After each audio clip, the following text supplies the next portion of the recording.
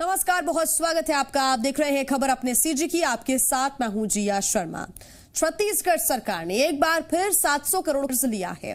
राज्य सरकार ये राशि 3 साल में 5.09% ब्याज के साथ लौटाएगी और चालू वित्तीय वर्ष में महीने भर में सरकार ने दूसरी बार कर्ज लिया है। अगस्त के पहले सप्ताह में भी राज्य सरकार ने 1300 करोड़ रुपए का कर्ज लिया था और अभी लिया गया 700 करोड़ का कर्ज मार्कफेड और नागरिक आपूर्ति निगम के लिए लिया गया है।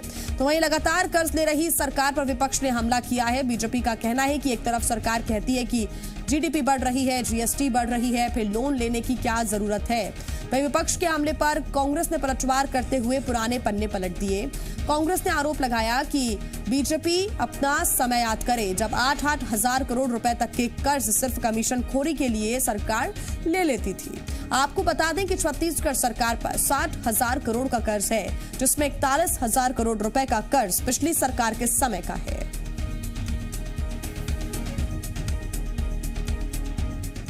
एक तरफ बोलती है कि छत्तीसगढ़ का जीडीपी बढ़ा है, छत्तीसगढ़ का जीएसटी बढ़ा है, छत्तीसगढ़ अर्थव्यवस्था के मामले में पूरे देश में सबसे अच्छा है, तो उसके बाद इतना लोन लेने की आवश्यकता क्यों पड़ रही है।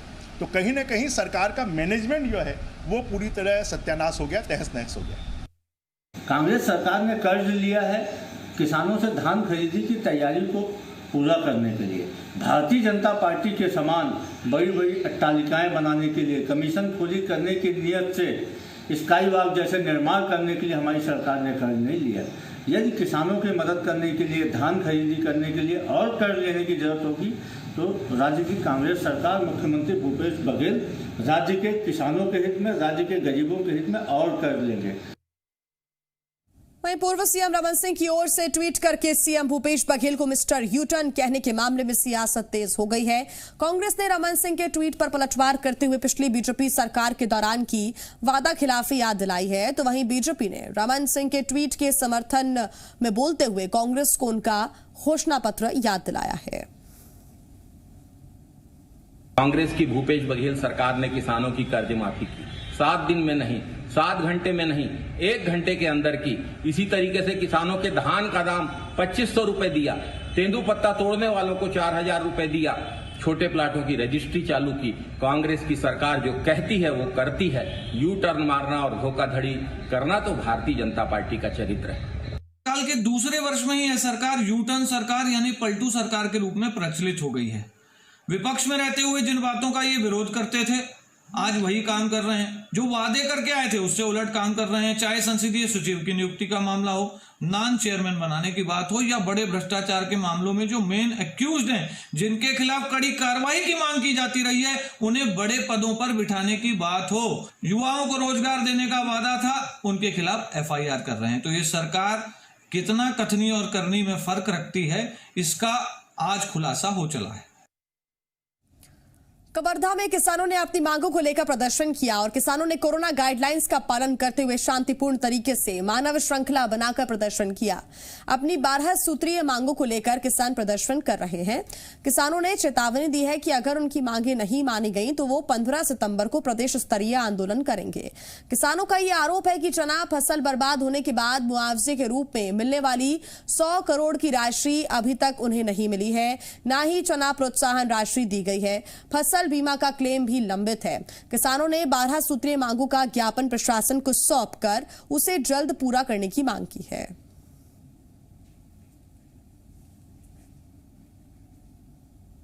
चार विकासखंड है और एक विकासखंड के हमारे जो विकासखंड के पदाधिकारियों को एक विकासखंड की जवाबदारी दिए गए हैं। उनके नेतृत्व में ही ये चारों विकासखंड में धरना प्रदर्शन और ज्ञापन का कार्यक्रम होगा।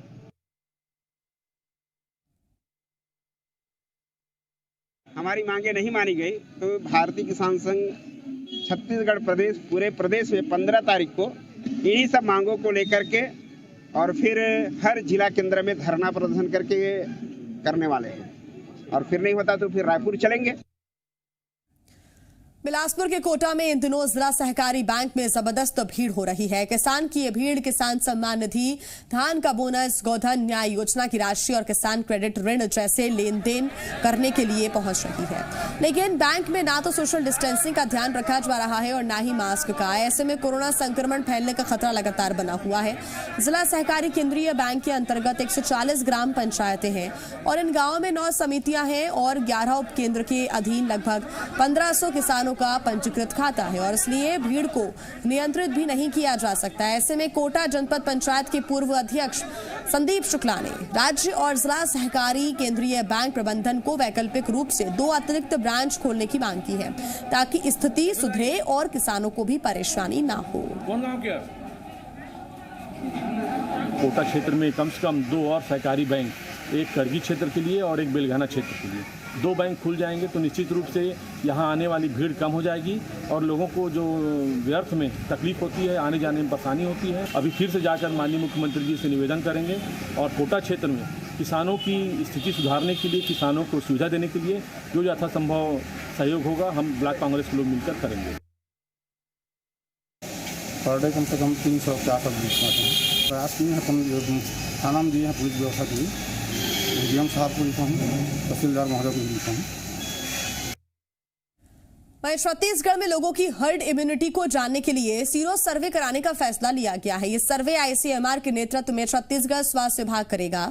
सीरो सर्वे के लिए रायपुर सहित 10 जिलों में 16 सितंबर से सैंपल लेने का कार्य शुरू किया जाएगा। बताया गया है कि हर जिले से 500 लोगों का सैंपल इकट्ठा किया जाएगा। रायपुर के अलावा बिलासपुर, कोरबा, मुंगेली, जशपुर, जांजगीर चांपा, बलरामपुर, बालोदाबाजार, राजनांदगांव और दुर्ग जिले से सैंपल लिए जाएंगे। आपको बता दें कि सीरो सर्वे या सीरोलॉजिकल सर्वे से कितनी आबादी में कोरोना वायरस फैला और कितने लोगों में संक्रमण के प्रति हर्ड इम्यूनिटी या कहें सामुदायिक प्रतिरोधक क्षमता विकसित हुई है, इसका पता लगाया जाएगा।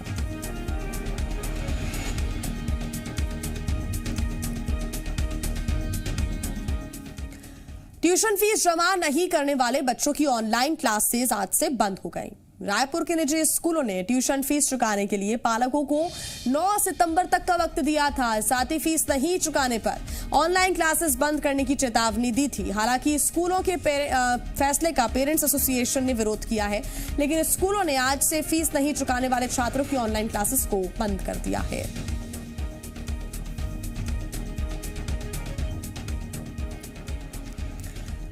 छत्तीसगढ़ में निजी स्कूलों और पालकों के बीच चल रहे ट्यूशन फीस और स्कूलों की कथित मनमर्जी से जुड़े विवाद में बाल संरक्षण आयोग ने संज्ञान लिया है। आयोग ने स्कूल शिक्षा विभाग के प्रमुख सचिव को पत्र लिखा है, जिसमें लिखा गया है कि अनिवार्य और निःशुल्क शिक्षा अधिकार अधिनियम 2009 के प्रावधानों के तहत बच्चों को सभी तरह का फायदा मिलना चाहिए। साथ ही किसी भी स्तर पर बच्चों के अधिकार का हनन नहीं होना चाहिए। बता दें आपको कि इस मामले में पालकों ने हाईकोर्ट में एक याचिका भी दायर की है।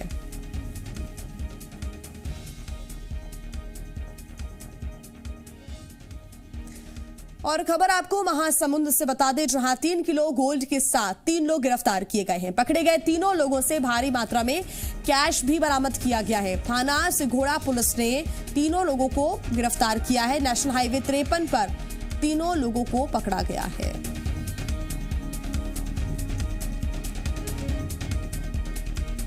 बड़ी खबर इस वक्त महासमुंद से आपको बता रही है, 3 किलो गोल्ड के साथ 3 लोगों को गिरफ्तार किया गया है। पकड़े गए तीनों से भारी मात्रा में कैश बरामद भी किया गया है। थाना सिघोड़ा पुलिस ने तीनों लोगों को गिरफ्तार कर लिया है और बताया जा रहा है कि नेशनल हाईवे 53 पे इन तीनों को पकड़ा गया है। हालांकि अभी जांच में पुलिस जुटी हुई है और बताया जा रहा है ये तीनों रायपुर के रहने वाले हैं। हालांकि ये किसका सोना है, किसका कैश है और ये लोग कहां पर इसको पहुंचा रहे थे, इसके बारे में लगातार पुलिस फिलहाल जांच कर रही है और ये तीनों ही लोग रायपुर के रहने वाले बताए जा रहे हैं। ज्यादा जानकारी के साथ जी मीडिया संवाददाता जन्मजय सिन्हा हमारे साथ जुड़ गए हैं। जन्मजय, अभी तक पुलिस की कार्रवाई कहां तक पहुंची है? आखिर ये कौन लोग हैं, कहां के रहने वाले थे और कहां तक ये कैश और सोने को पहुंचा रहे थे? देखिए भैया, ये जो मैं आपको बताना चाहूंगा कि महासमुंद का जो सिंगोड़ा थाना पुलिस नेशनल हाईवे 53 पर है जी, या जांच के दौरान वहाँ सिंगोड़ा थाना पुलिस वालों की जो कार्रवाई हुई उसमें लगभग 3 किलो सोना और लाखों की तादाद में नगद कैश बरामद किया गया। पुलिस अभी इस मामले की तहकीकात कर रही है और आईटी इनकम टैक्स डिपार्टमेंट के पूरा मामला सौंप करके कल प्रेस कॉन्फ्रेंस के साथ में इस पूरे मामले का पूरी तरीके से खुलासा करेंगे। महासमुंद से जो मेरे जन्मजय, क्या कोई शिकायत मिली थी या फिर कोई मुखबिर की सूचना मिली थी या फिर ये रेगुलर जो रूटीन चेकअप होता है, चेकिंग की जाती है, क्या उसमें ये पकड़ा गया है? देखिए, मैं बताना चाहूंगा इस जांच को लेकर के महासमुंद जिला जो है उड़ीसा से सीमावर्ती इलाके से जुड़ा हुआ है और लगातार जो नेशनल हाईवे 353 और नेशनल हाईवे 353 दोनों की ओर से एक उड़ीसा भुवनेश्वरपुर की तरफ से आता है और एक जो है ये जो सरायपाली का जो इलाका है वहां से उड़ीसा से आने वाली नेशनल हाईवे है वहाँ यहाँ पे लगातार पुलिस जांच के लिए लगी ड्यूटी पे तैनात रहती है और यहाँ से लगातार अवैध तस्करी जो जैसे गांजा और इस तरीके की जो चीजें वो तस्करी होती है तो पुलिस लगातार जांच पे रहती है और इनसे मुखबिर की सूचना भी लगातार पुलिस को मिलती रहती है। उसके आधार पर ये जांच करते हैं। तो जांच की जो चीजें आती हैं, जैसे गांजा का मामला बहुत ज्यादा महासमुंद जिले में आता है, लेकिन इस बार लगातार कैश की भी बात हुई, लेकिन ये पहली बार है कि इतनी मात्रा में 3 किलो सोना बिल्कुल जन्मजय, आप बता रहे हैं कि कल प्रेस कॉन्फ्रेंस होगी और उसके बाद ये तमाम बातें सामने आएंगी कि आखिर ये लोग कौन हैं, कहां पर जा रहे थे और कहां पर इनको सोना और कैश पहुंचाना था। क्या अभी तक ये जानकारी मिली है कि किस तरह से ट्रैवल कर रहे थे, कौन सी गाड़ी में सवार थे? ये पिकअप वाहन का जिक्र किया जा रहा है जिसमें ये सारी चीजें थी और इसके साथ में ये जो इन लोग जो पकड़े गए हैं ये राजधानी प्रदेश की राजधानी रायपुर के रहने वाले हैं, ऐसा बताया जा रहा है। लेकिन इससे ज्यादा जो नगद कैश की जो बात है हम पूछ रहे हैं, बातचीत हो रही है, लेकिन कैश का पूरा खुलासा ये नहीं कर पा रहे हैं। उनका कहना बस ये है पुलिस की कि हम प्रेस कॉन्फ्रेंस करेंगे और उसके बाद हम ये पूरा मामला सामने लाएंगे। जी बिल्कुल जन्मजय, बहुत धन्यवाद आपका तमाम जानकारी के लिए। और यहाँ ब्रेक के बाद स्वागत है आपका। बात करेंगे दंतेवाड़ा की, जहां 1 लाख के इनामी नक्सली ने सरेंडर किया है। नक्सली ने 5 किलो आईडी के साथ आत्मसमर्पण किया। सरेंडर करने वाला नक्सली कोसा कवासी कुआकोंडा थाने में सरेंडर करने के लिए जिंदा आईडी लेकर पहुंचा। ये पहली बार हुआ है जब किसी नक्सली ने पुलिस के सामने आईडी के साथ सरेंडर किया हो।